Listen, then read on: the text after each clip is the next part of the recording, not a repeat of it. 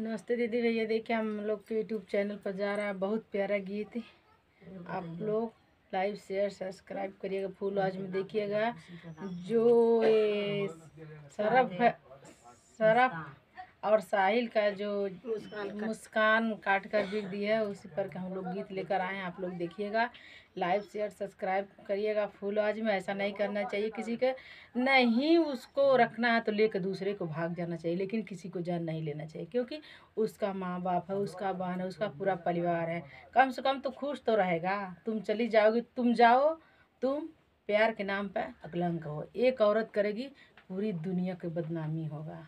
आप लोग comment box में बताइएगा।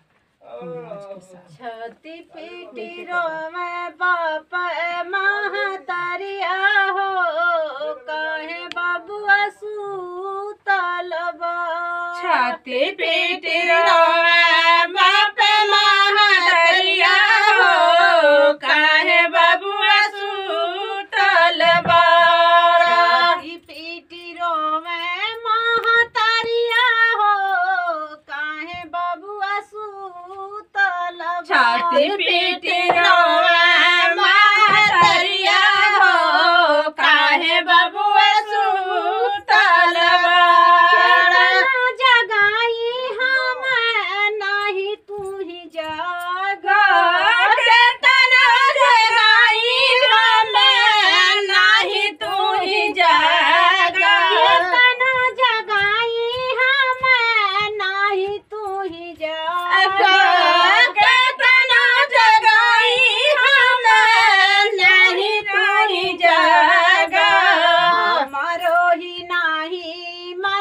बतिया हो, काहे बबुआ सूतल बा। हमारो ही नाही मनला बतिया हो, काहे बबुआ सूतल बा। हमारो ही नाही मनला बतिया हो, काहे बबुआ सूतल बा।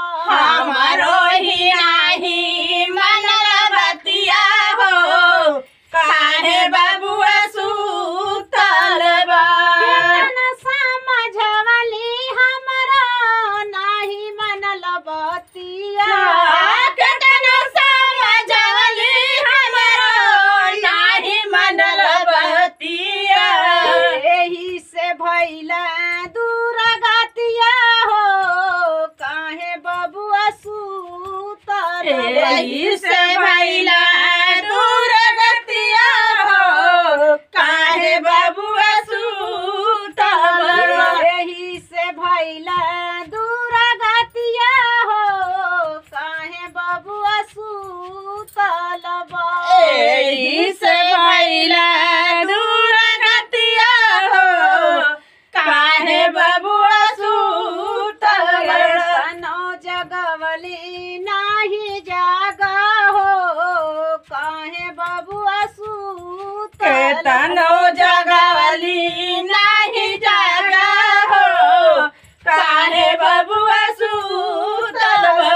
सरफ के जान लिहलू साहिल से प्यार कैलू, सरफ के जान लिहलू साहिल से प्यार कैलू, सरफ के जान लिहलू साहिल के प्यार कैलू, सरफ के जान लिहलू साहिल से प्यार कैलू। प्यार के ही कैलू बदलमवा हो, काहे बबुआ सूतल बा। प्यार के कैलू बदलमवा हो, काहे बबुआ सूतल बा।